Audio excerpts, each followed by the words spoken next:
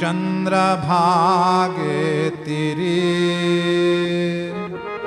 गवळणी गवळणी पंडितांना पुत्र झाला यशोदेला एक डावे गवळणीला पुत्र झाला यशोदेला गवळणी मुलगी गवळणीला पुत्र झाला यशोदेला गवळणी मुलगी गवळणीला पुत्र झाला यशोदेला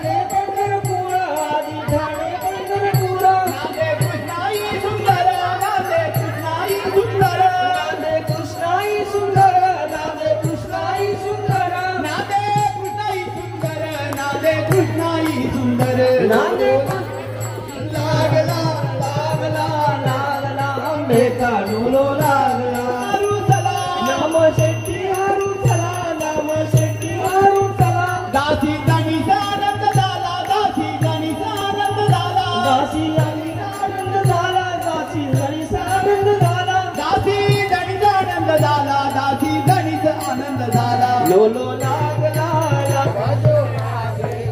हरी हरी राधे गोविंद भजो राधे गोविंद आवाज काढा गोविंद भजो अरे प्यारे नंद लाला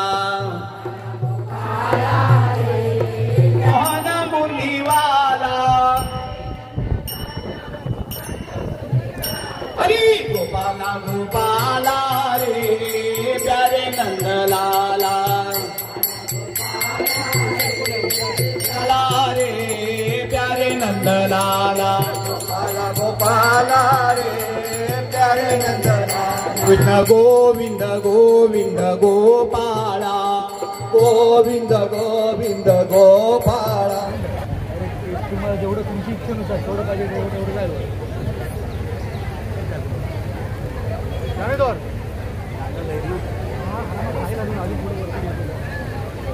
बस बस बस बस ठीक आहे बांधू बांधू बघू नाही पुन्हा खाली आणू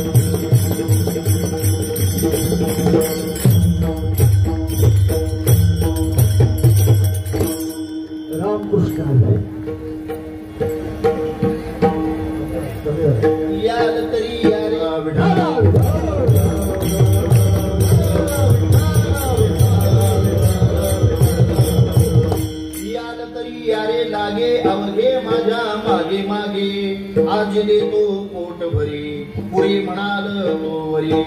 प्रस्तुत प्राप्तस्थळी प्राप्त प्रसंगी प्रभू सेवेकरिता निवडलेला अभंग श्री संत जगद्गुरु तुकाराम महाराज यांचा 4 चरणाचा बहुतेकांच्या परिचयाचा काला या स्वरूपातील हा अभंग सेवेकरिता आपल्या समोर गायलेला आहे. सेवेला आरंभ करण्या अगोदर किन निमित्ताने आपण सर्व मंडळी या ठिकाणी एकत्र आलेले आहात. आपण सर्वांना ज्ञात आहे आपल्या मुर्धा या गावामध्ये चालू असलेला हा अखंड हरिनाम सप्ताह सोहळा तथा ग्रंथराज ज्ञानेश्वरीचं सामुदायिक पारायण प्रभू रामचंद्र भगवान परमात्म्याच्या कृपा आशीर्वादाने त्यांच्याच मंदिराच्या प्रांगणामध्ये आपण हा सोहळा संपन्न करतोय.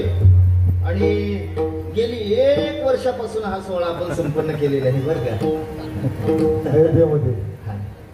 गेली 1 वर्षापासून हा सोहळा म्हणजे गेली म्हणण्यामागे गेली 25 वर्षापासून असं इथे आल्यानंतर पाहायला मिळालं बरं का. म्हणजे हा सोहळा पहिल्याच वर्षीचा आहे असं अजिबातच वाटत नाही. असं वाटतंय गेली अनेक वर्षापासून हा सोहळा संपन्न होतो त्याची सांगता आपण करतोय बरं का. असं इथे आल्यानंतर या ठिकाणी वाटतंय. सुंदर असं प्रभू रामचंद्र भगवान परमात्म्याचं मंदिर. इथं आल्यानंतर थोडस चुकल्यासारखं वाटलं. अर्धा तास घरून जर लवकर निघालो असतो तर अर्धा तास इथं लवकर पोहोचलो असतो आणि प्रभू रामाच्या मंदिराचं चांगलं दर्शन घेता आलं असतं बरं का. इतकी सुंदर म्हणजे पाहता क्षणी माणसाचं मन मोहून घ्यावं अशी प्रभू रामाची मूर्ती आहे बरं का. प्रभू रामचंद्र भगवान परमात्म्याचा तो विग्रह आहे. अत्यंत सुंदर मंदिर, अत्यंत सुंदर परिसर, अत्यंत सुंदर मूर्ती. फक्त मूर्तीमध्ये एक चूक आहे बरं का. एक चूक ती कोणाच्याच लक्षात आली नाही हो. म्हणजे मूर्तिकाराच्या पण लक्षात आली नाही, गावकऱ्यांच्या पण लक्षात आली नाही बरं का. हो नाही का. तुमच्या आमच्या कोणाच्याच लक्षात आली नाही. मूर्ती अत्यंत सुंदर आहे, अत्यंत सुंदर आहे. फक्त एक चूक मूर्तीमध्ये आहे बरं का. एक चूक आहे मूर्तीमध्ये, एक चूक आहे बरं का मूर्तीमध्ये. गावकरी एक चूक आहे मूर्तीमध्ये, एक चूक. सांगू का? सांगू का? ती मूर्ती कोणाशी बोलत नाही एवढी एकच चूक आहे. ऐकणाऱ्यांना असं धडधड झाल्यासारखं वाटतं. एक चूक म्हणजे नेमकी काय? ती मूर्ती कोणाशी बोलत नाही एवढीच चूक त्याच्यामध्ये. बाकी कशातलीच चूक नाहीये बरं. हे वेगळं सांगायची गरज नाही. अत्यंत विलोभनीय, अत्यंत सुंदर अशा प्रकारचे त्या मूर्तीच्या विग्रहाकडे पाहतच राहावं असं त्या ठिकाणी वाटतंय. आणि अशा पवित्र अशा प्रकारच्या या गावामध्ये खऱ्या अर्थाने हा भाग म्हणजे संत महात्म्यांच्या पदस्पर्शाने पुनीत झालेला गाव किंवा हा परिसर आहे. हे वेगळं सांगायची गरज नाही. जगद्गुरु नित्यानंद स्वामी महाराज असेल, अन्यथा आपणा सर्वांचा आदराचं स्थान असणारे गुरुवर्य आदरणीय सदानंद बालयोगी सदानंद बाबा असतील, याच्या पवित्र पदस्पर्शाने पुनीत झालेली ही खऱ्या अर्थाने ही सगळी भूमी आहे बरं का. या गावातली आणि त्या ठिकाणी परिसरातली आणि त्या ठिकाणी अनेक गावाला आपण नामसप्ताह आता सुरू करायच्या पाठीमागे आहोत बरं का. त्यातलं हे मुर्धा गाव आपण त्या ठिकाणी निवडलं. आणि या गावामध्ये अगदी आपण गुढीपाडव्यापासून नाही का मला वाटतं हा सोहळा 28 तारखेपासून हा सोहळा आपण त्या ठिकाणी सुरू केला. आणि अशा या सोहळ्यामध्ये आजची या ठिकाणी ही सांगतेची काला या स्वरूपातील कीर्तन रूपी सेवा आहे बरं का. हो खरं तर काल्याचं कीर्तन म्हटलं की काल्याच्या कीर्तनामध्ये एकतर एखादी गवळण सेवेकरिता असावी. मागे आपण हा भाग ऐकलेला आहे. एकतर गवळण सेवेकरिता असावी, एकतर एखादी विरहिणी सेवेकरिता असावी, अन्यथा एखादा काला या स्वरूपातील अभंग सेवेकरिता असावा. असा वारकरी संप्रदायाचा दंडक वारकरी संप्रदायाचा नियम आहे. या नियमाला अनुसरून आपण काला या स्वरूपातील हा अभंग सेवेकरिता आपल्या समोर गायलेला आहे. या अभंगामध्ये देव आणि भक्त या दोघांचा संवाद सांगितलेला आहे बरं का. हे वेगळं सांगायची गरज नाही. जगद्गुरु तुकोबार आहे कृष्ण भगवान परमात्मा आणि गोपाळांचा या आणि अभंगामध्ये झालेला संवाद आपल्या समोर या ठिकाणी गात आहे. बरं, अभंगाचा सरळ सरळ भावार्थ अशा प्रकारचा आहे. भगवान त्या गोपाळांना सांगतायत, तुम्हाला यावं असं जर वाटत असेल ना, तर बाकी इतर कोणाच्या मागे जाण्यापेक्षा तुम्ही माझ्या मागे या. याल तरी या रे लागे अवघे माझ्या मागे मागे, तुम्ही सर्वजण माझ्या मागे या. गोपाळांनी सांगितलं, देवा तुझ्या मागे यायला काही हरकत नाही, पण तुझ्या मागे आल्यानंतर आम्हाला काय प्राप्ती होईल? भगवान म्हटले, आजी देतो पोट भरी, तुम्हाला पोटभर मी त्या ठिकाणी जर माझ्या मागे आलात ना तर पोटभर देईन. बरं का? हो, बरं, नुसतं पोटभर देईन अशातला भाग नाही, पुरे म्हणाल तोपर्यंत देईन. पुरे म्हणाल तोवरी. हो, बर, मग आता पोटभर मिळणारे, पुरे म्हणाल तोपर्यंत मिळणारे. त्या गोपाळांनी अशी गडबड गोंधळ करायला सुरुवात केली, पण भगवान म्हटले, गडबड गोंधळ केलात ना तर तुम्हाला पोटभर मिळणार नाही. याकरता परमार्थातला एक अतिशय सुंदर अशा प्रकारचा उपदेश भगवान परमात्म्याने त्या गोपाळांना केला. तुम्हाला जर पोटभर मिळावं असं वाटत असेल, माझ्या मागे या, पण माझ्या मागे येत असताना हळूहळू चाला, कोणी कोणाशी न बोला. तुम्ही हळूहळू चाला, कोणी कोणाशी काही बोलू नका, आणि मग माझ्या मागे याल तर तुम्हाला पोटभर त्या ठिकाणी खायला देईन. आता ते गोपाळ विचार करायला लागले, पोटभर देणारी गोष्ट खरी आहे, पण हा म्हणतोय हळूहळू या. मग हा किती वेळ लावतो द्यायला काय सांगता येत नाही. आणि मग पोरांना रस्त्यामध्ये जे जे मिळालं ते त्यांनी खायला सुरुवात केली, त्याच्याने पोट भरायला सुरुवात केली. बरं का? पण मग भगवान परमात्म्याने जेव्हा त्यांच्याकडे पाहिलं, भगवान म्हटले, अरे तुम्हाला पोटभर देणार आहे ना, मग पोटभर जर देणार आहे तर 2-5 मिनिटं जरा वाट पाहायला काय हरकत आहे का? पण मग हे उगाच जे मिळेल ते खायला तुम्ही सुरुवात केली, पेक्षा तुका म्हणे सांडा घाटी तेने नका भरू पोटे. हे जे तुम्ही खाताय ना, हे हा म्हणजे घाट्याचा व्यवहार आहे. बरं का? बरं, ते तुम्ही त्या ठिकाणी खाऊ नका आणि त्याने तुम्ही पोट भरू नका. यापेक्षा तुम्हाला पोटभर मिळावं असं वाटत असेल ना, तुम्ही माझ्या मागे या, तुम्हाला पुरे म्हणाल तोपर्यंत आज मी पोटभर देणार आहे. हो, नाही का? आज दिले तो पोट भरी, पुरे म्हणाल तोवरी, असा या अभंगाचा सरळ भावार्थ. विठाला विठाला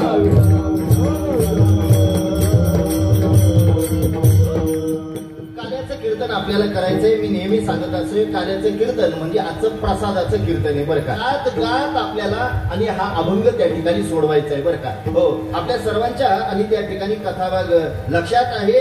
कृष्ण भगवान परमात्मा आधी 8 वर्षाची मूर्ती म्हणून त्या कारागृहामध्ये अवतीर्ण झाले, अवताराला आले. बरं का? श्री महाराज त्याचं वर्णन करतायत, अयोनी संभव नोहे काही श्रवी नामयाचा स्वामी प्रगटला. हो, तो भगवान परमात्मा त्या ठिकाणी प्रगट झाले. बरं का? 8 वर्षाची मूर्ती म्हणून आले, आणि मग मात्र त्या ठिकाणी त्या वसुदेव देवकीने त्यांच्याकडे पाहिलं आणि पाहिल्याबरोबर रडायला सुरुवात केली. बरं का? हो, भगवान म्हटले, अरे जगाचा चालक मालक भगवान तुमच्या पोटी जन्माला आलोय, मी अवताराला आलोय, आणि तुम्ही खुशाल रडताय, याचं कारण काय? वसुदेव देवकीने याचं कारण सांगितलं, देवा याचं एकच कारण आहे, तू आमच्या अंगा खांद्यावर खेळावा याकरता हजारो दिव्य वर्षापर्यंत तपश्चर्या केली. आता या वसुदेव देवकीचा या अगोदरचा 3रा जन्म जर आपण पाहिला ना, तर वसुदेव देवकीचा 3रा जन्म आहे. हा वसुदेव सुतपा नावाचा ब्राह्मण होता आणि त्याची पत्नी प्रौष्णी नावाची ही त्याची पत्नी होती. हजारो दिव्य वर्षापर्यंत श्रीमद भागवतामध्ये याचं आणि त्या ठिकाणी भाष्य येते, हजारो दिव्य वर्षापर्यंत त्यांनी तपश्चर्या केली, आणि तपश्चर्या केल्याचा परिणाम भगवान त्यांना प्रसन्न झाले. भगवान म्हटले, वरमुही काय पाहिजे ते मागून घ्या. बरं का? आता मात्र झालं असं, त्यांनी सांगितलं, देवा काही नको, तू आमच्या अंगा खांद्यावर खेळावा अशी आमची इच्छा आहे, जगाचा मालक आमच्या अंगा खांद्यावर खेळावा अशी इच्छा आहे. बरं का? तेच सुतपा आणि प्रौष्णी या जन्मामध्ये वसुदेव देवकी झाले, आणि भगवान परमात्म्याने त्यांना वचन दिलेलं होतं, मी तुमच्या पोटी जन्म घेतल्याशिवाय राहणार नाही, अवताराला आल्याशिवाय राहणार नाही. बरं का? पण त्यांनी सांगितलं, देवा तू अवताराला आला गोष्ट खरी आहे, पण तू म्हटलेला तुमच्या अंगा खांद्यावर खेळण्याकरता येईल, पण आता तुझ्याकडे पाहिलं तू 8 वर्षाचा म्हणून आलेला आहे. हो, अंगा खांद्यावर खेळवायचं आमची जी काही इच्छा होती ना, ही इच्छा अपूर्ण आहे, आणि याकरता आम्ही रडतोय. बरं का? हो, भगवान म्हटले, काळजी करू नका. हो, मी मोठा का झालो तर याचं कारण, या कंसाची भीती जर तुम्हाला वाटत असेल तर मला कुठे नेऊन ठेवा हे सांगण्याकरता मी मोठा झालो. भगवान परमात्म्याने आणि तो पत्ता सांगितला, नंदाच्या घराला मजने गोकुळाला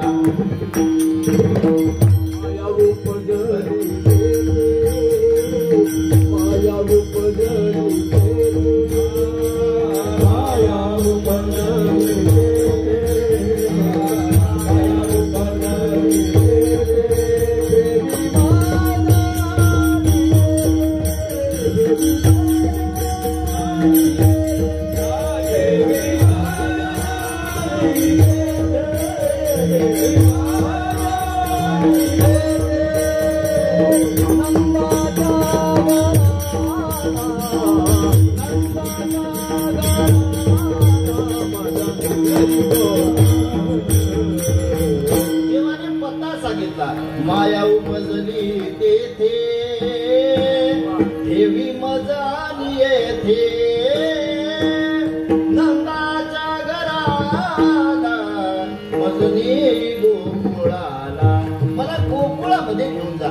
आताच रोहिणीच्या गर्भातून ही माया त्या ठिकाणी जन्माला आलेली आहे. मला तिथं ठेवून तिला इथं घेऊन या बरं का. परिणाम काय झाला? हो, त्या 8 वर्षाच्या बाळाने एवढा पत्ता सांगितला, देव लहान झाले बरं का. लहान झाल्यानंतर परिणाम त्यांनी त्या वसुदेवाने एक टोपलं घेतलं आणि त्या टोपल्यामध्ये देवाला घेतलं बरं का. बरं, टोपल्यामध्ये घेऊन भगवान परमात्म्याला उचलल्याबरोबर हातात बेड्या होत्या, पायात बेड्या होत्या. हो बरं, ते तुरुंगाचे दरवाजे लागलेले होते, मोठे मोठे कुलप त्याला होते, साखळदंड होते. पण देवाला जसं उचललं ना तसं उचलीला कमळापती पायाची बंधने कळती, हाता पायाची बंधनं तुटून त्या ठिकाणी निघून गेलेली आहे. बरं, म्हणसी रक्षपाळ ते म्या मोहिले सकळ. रक्षपाळांना त्या ठिकाणी भगवान परमात्म्याने मूर्छित करून ठेवलेलं आहे. हो, त्या तुरुंगाचे दरवाजे उघडले गेले आणि या वसुदेवांचा प्रवास सुरू झालेला आहे बरं का. हो, लक्षात घ्या. इथे ऐकणाऱ्यांना एक शंका उपस्थित राहू शकते, ती अशी की जिथे आणि येण्याकरता त्या तुरुंगामध्ये जिथं ठेवलेलं होतं ना त्यांना, तिथं येण्याकरता सूर्याचं किरण सुद्धा त्या ठिकाणी येऊ शकत नव्हतं.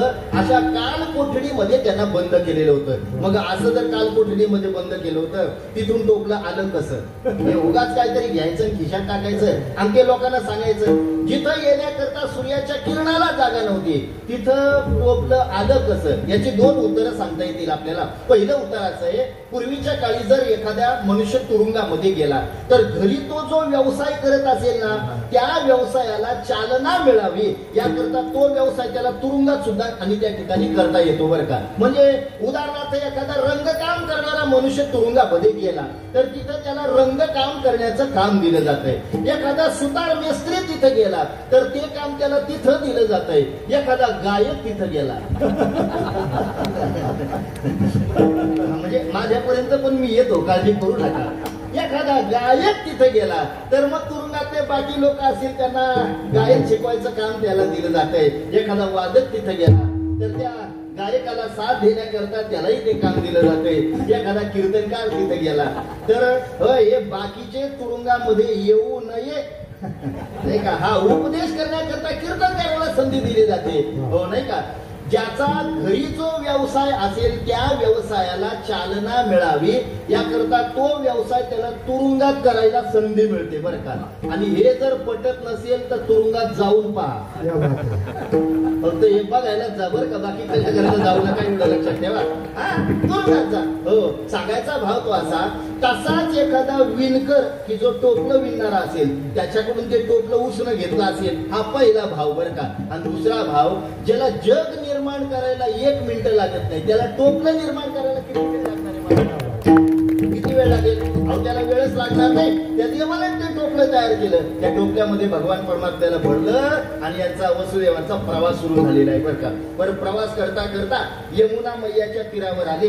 या यमुनेने विचार केला, हा पलीकडे जाईल केव्हा, लहानाचा मोठा होईल केव्हा, चोऱ्या माऱ्या करेल केव्हा, आणि मग आई याला घरातून हाकलून देईल केव्हा, आणि मग हा गाई राखायला येईल केव्हा, केव्हा याचं दर्शन होईल बरं का. पेक्षा आता ही संधी आलेली आहे ना, मग संधीचं सोनं करायला काय हरकत आहे मला सांगा ना.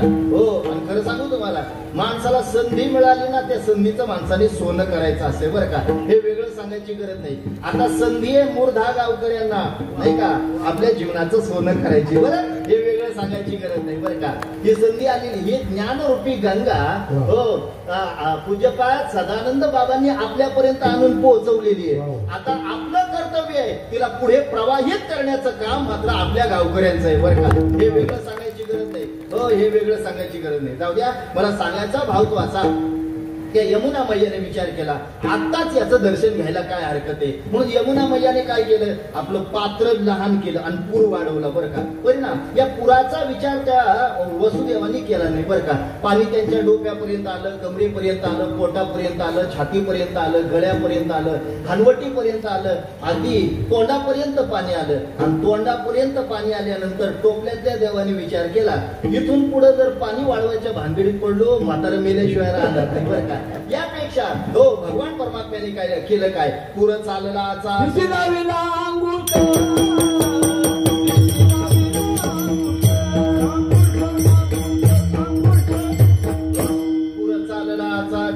त्यासी लाविला अंगुष्ट अर्थात त्या ठिकाणी अंगठा वामचरण भगवान परमात्म्याने त्या यमुनाईच्या आणि तीर्थामध्ये त्या जळामध्ये पाण्यामध्ये बुडवलं. आता यमुना मैया देवाच्या दर्शनाने तृप्त झाली. परिणाम तिने काय केलं, देवाला आणि देवाला जाण्याकरता वाट निर्माण करून दिली. मंद मंद पाऊस पडत होता. शेषाने भगवान परमात्म्यावर असा फणा धरला आणि यांचा प्रवास मात्र पूर्णत्वाला गेला बरं का. पलीकडच्या बाजूला गेले. आताच नंद बाबाच्या आणि वाड्यामध्ये पोहोचले. आताच रोहिणीच्या गर्भातून मायेने जन्म घेतलेला होता. जड अंतकरणाने भगवान परमात्म्याला खाली ठेवलं, मायेला उचललं आणि पुन्हा तुरुंगवासात आले बरं का. परिणाम काय झाला, जसे ते तुरुंगात आले ना तसे तुरुंगात आल्याबरोबर हातातल्या पायातल्या बेड्या पुन्हा त्या ठिकाणी लागल्या गेल्या. बरं, ते कड्या कुलप बरोबर लागले गेले आणि आल्या आल्या त्या कार्टीने रडायला सुरुवात केली. माया करिया कांता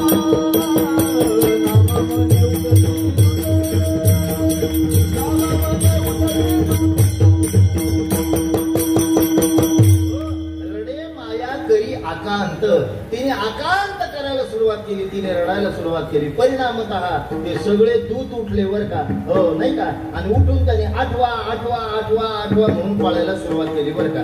मला सांगायचा भाव तो असा की जसं भगवान परमात्म्याला डोक्यावर घेतलं तसं वसुदेवजी बंधनातून मोकळे झाले आणि देवाला बाजूला सरून मायेचा अंगीकार केला, पुन्हा बंधनामध्ये अडकले गेले बरं का. फक्त यातून आपण एकच बोध घ्यायचा, माणसाने बंधनात अडकायचं म्हणजे मायेच्या बंधनात अडकायचं की देवाला जवळ करून बंधनातून मोकळं व्हायचं, हे ज्याचं त्याने ठरवायचंय. म्हणजे देवाला जवळ करायचं की मायेला जवळ करायचं, हे ज्याचं त्याने ठरवा बरं का. परिणामतः आता भगवान परमात्मा त्या आणि गोकुळामध्ये आले.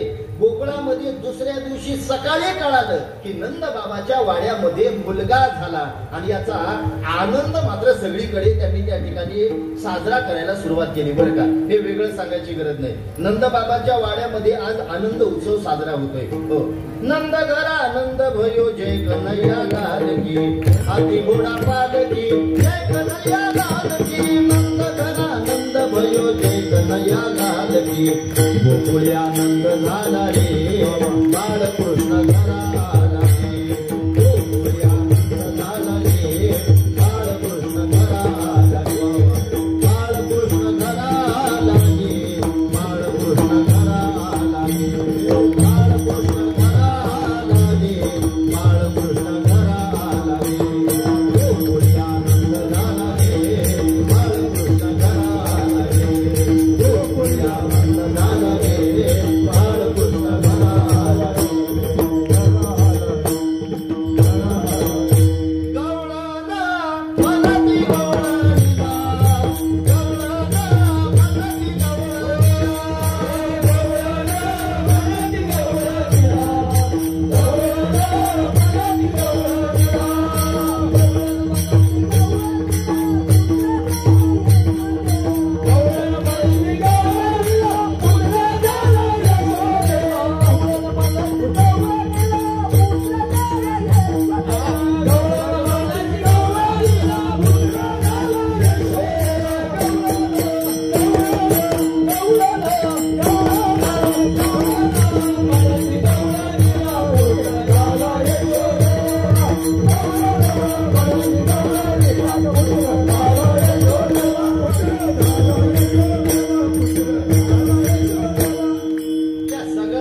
धन्यवाद बरं का गवळणीनो.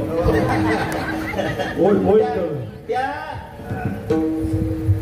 2-3च गवळणींना आनंद झाला बरं का. बाकीच्या गवळणी थोड्याशा लाजायला लागल्या. त्या अशा करता लाजतात, उद्या जर आपली बाजूची मैत्रीण भेटली तर ती म्हणेल रात्री काल सकाळी कालेच्या कीर्तनात फार मोठी बुवा झाली. हरकत नाही, शेवटी आपण आणि त्या ठिकाणी नाही का हा भक्तीचा आनंद घ्या, नाही का. हे परत ऐकण्याकरता आता 365 दिवस घालवायला लागणार आहे बरं, एवढं लक्षात घ्या. मुर्धा गावकरी नाही का, 365 दिवस जेव्हा जातील ना तेव्हा हे सगळं ऐकायला मिळेल. आज संध्याकाळी कोणी तुम्हाला माईकवर सांगणार नाही चला हरिपाठाला चला, चला प्रवचनाला चला, चला कीर्तनाची वेळ झाली चला. हे ऐकण्याकरता 365 दिवस वेळ घालवायला लागणार आहे. बरं, 365 दिवस पुढच्या वर्षी आपण जगूच की काय हेही काही सांगता येत नाही. याचं कारण माणसाचा क्षणाचा भरोसा नाही. आता आपण इथं नाही नाही ते तो आजचा विषय नाहीये आपला. आता मी इथं बोलतोय, पुढच्या क्षणाला बोलायला राहीलच की काय हे काही सांगता येत नाही ना. आता तुम्ही इथं बसलेला घरी पोहोचालच की काय असं काही मला सांगायचं नाही. तुम्ही पोहोचणारच आहात, पण घरी पोहोचाल की नाही हे काही सांगता येत नाही ना. मग आता या क्षणाचा जो आनंद आहे ना, तो आनंद आपण का म्हणून घ्यायचा नाही मला सांगा ना. हो, जीवनातला प्रत्येक क्षण हा माणसाने आनंदात घालवायचा आहे बरं का. पुढचा येणारा क्षण आपला असेलच की काय हे काही सांगता येत नाही. बॅग भरूनच ठेवायची माणसाने. बॅग तयारीतच राहायचं, तयारीत. असं नाही का मी गेल्यानंतर काय होईल, तू गेल्यानंतर सगळंच चांगलं होणार आहे, फक्त तू जा. फक्त तू जा, सगळंच चांगलं होणार आहे. जाऊ द्या, हा या क्षणातला आनंद परत मिळणार नाही. जाऊ दे, मला सांगायचा भाव तो असा, एक फार मोठा आनंद त्या गोकुळामध्ये साजरा झाला बरं का. हो, सगळ्या गवळणी एकत्र आल्या. एक धावी एकी पुढे, ताटी वाटी सुंटवडे, सुईनीची गलबल झाली, दाशी जणी हेल घाली. हेल घाली या शब्दाचा अर्थ काय मी बऱ्याच ठिकाणी शोधला बरं का, तेव्हा मला तो कळाला. पूर्वीच्या काळी एखाद्या घरामध्ये एखादं बाळ जर जन्माला आलं, गावातल्या सगळ्या महिला एकत्र व्हायच्या आणि एकत्र येऊन तिच्या घरातलं आणि त्या ठिकाणी भांड्यातलं घरातलं जेवढं पाणी आहे त्या पाण्याने तिचं घर स्वच्छ करायच्या आणि त्या घरामध्ये गावातल्या महिला पाणी भरायच्या बरं का. याला हेल घाली असं म्हणतात. हो, जनाबाई महाराज म्हटले, मला एवढा आनंद झाला की त्या भगवान परमात्म्याच्या जन्माच्या आनंदाचा मी सुद्धा आनंद घेतला आणि त्या नंद बाबाच्या वाड्यामध्ये मी सुद्धा आणि त्या ठिकाणी पाणी भरण्याचं काम केलं. दाशी जणी हेल घाली, हेल घालण्याचं काम केले. फार मोठा आनंद उत्सव साजरा झाला. हो, तो आनंद जास्त काळ टिकला नाही. याचं कारण काय तर याचं अनेक कारण त्या ठिकाणी सांगता येतील. पहिलं कारण सांगता येईल, हा आनंद जास्त काळ का टिकला नाही तर देव जसा गोकुळामध्ये आला तसं गोकुळामध्ये तो आल्यानंतर दुष्ट प्रवृत्तीचे जे लोक होते ना त्यांना मात्र या संबंधाने दुःख झालं आणि देवाला मारण्याकरता त्यांनी अनेक प्रयोग केले. काय काय प्रयोग केले? पहिल्यांदा तर पुतना मावशी त्या ठिकाणी पाठवली. पुतना मावशी भगवान परमात्म्याला मारण्याकरता आली. बरं, येताना ती देवांगनांना अप्सरांना लाजवेल एवढं चांगलं रूप धारण करून आलेली होती बरं का. स्वरूप सुंदर देवांगना आली नंदाच्या अंगना, नामा म्हणे आली नंदाची या घरा. स्वरूप सुंदर देवांगना, देवांगनांना अप्सरांना लाजवेल असं रूप धारण करून आली बरं का. ती बाह्य रूपाने बदलली. बाह्य रूपाने तिने आपलं बाहेरचं शरीर बदललं. ती बाह्य रूपाने बदलली याकरता तिला देवाच्या जवळ जावं लागलं बरं का. लक्षात घ्या, माणूस भक्त साधक जर बाहेरून बदलला तर त्याला देवाच्या जवळ जावं लागतंय आणि भक्त जर आतून बदलला देव त्याच्या जवळ येत असतो बरं का. लक्षात घ्या, देव त्याच्या जवळ येत असतो. हे वेगळं सांगायची गरज नाही. पुतना ही बाहेरून बदलली, तिला देवाच्या जवळ जावं लागलं. कुब्जा ही आतून बदललेली होती, देव तिच्या जवळ आला बरं का. मंथरा बाहेरून बदललेली होती, तिला देवाच्या जवळ जावं लागलं. शबरी आतून बदललेली होती, देव तिच्या जवळ गेला बरं. हे वेगळं सांगायची गरज नाही. आता आपण बाहेरून बदलायचं की आतून हे आपलं आपण ठरवा बरं का. हे वेगळं सांगायची गरज नाही. परिणाम काय झाला, तिला देवाच्या जवळ जावं लागलं. स्तनात विष भरून आलेली होती, देवाला मारण्याचा तिने प्रयत्न केला. पण भगवान परमात्म्याचा औदार्य काय जरा लक्षात घ्या.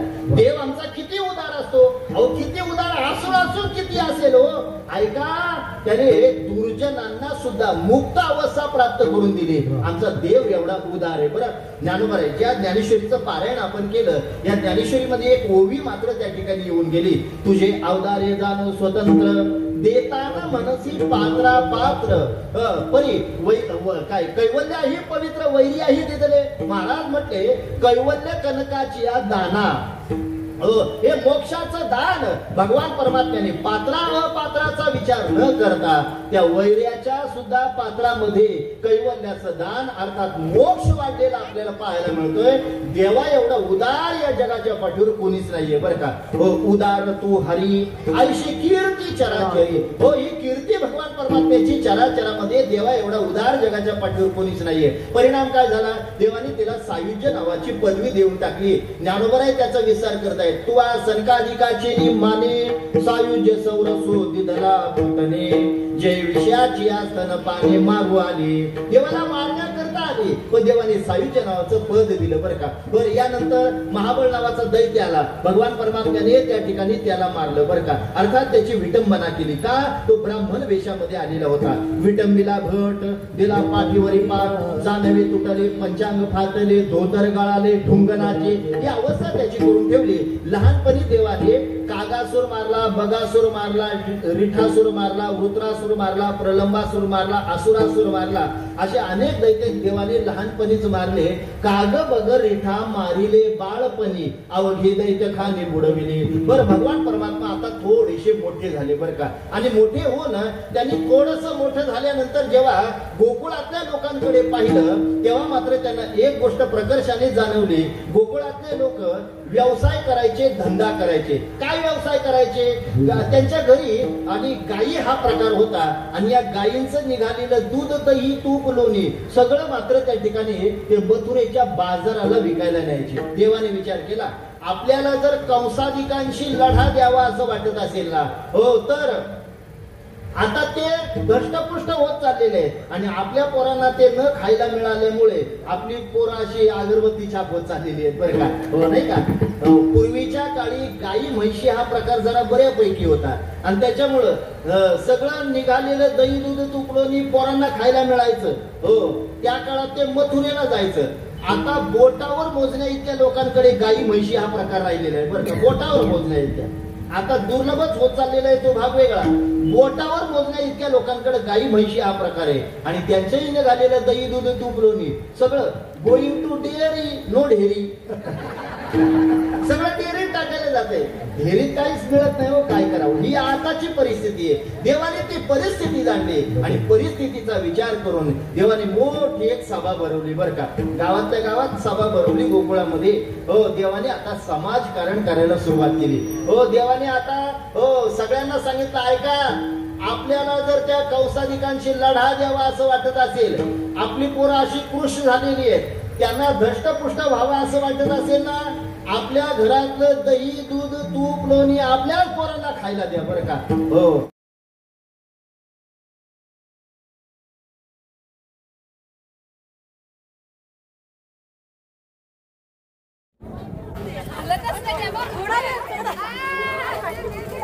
कवळीच्या महिला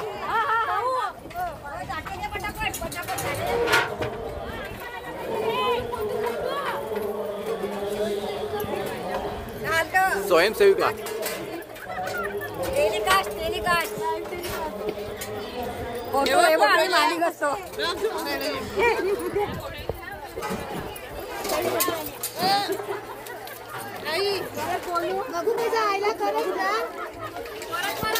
डबकावलीच्या स्वयंसेविका